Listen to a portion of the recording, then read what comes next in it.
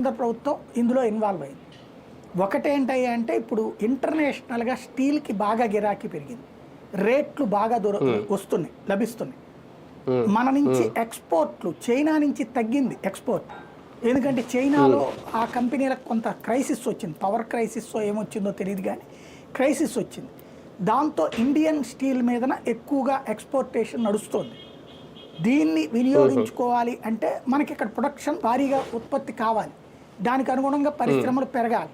ఉన్న పరిశ్రమలు మూసేసుకుంటూ కొత్త పరిశ్రమలు పిలుచుకుంటే ప్రయోజనం ఏంటి? ఎందుకు ఇప్పుడు మిట్టలు తెస్తాడు, లేకపోతే ఇంకొకళ్ళు తెస్తారు అంటుందంటే స్టీల్ ప్లాంట్ మీద ఎందుకు ఆసక్తి చూపెడుతున్నారు జిందాల్ వీళ్ళందరూ అంటే ఇప్పుడు అవకాశాలు పెరిగినాయి అన్నమాట.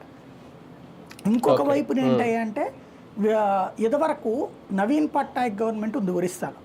అప్పట్లో వాస్తవంగా విశాఖ స్టీల్ ప్లాంట్కి ఒక గనిని కేటాయించింది కేంద్ర ప్రభుత్వం.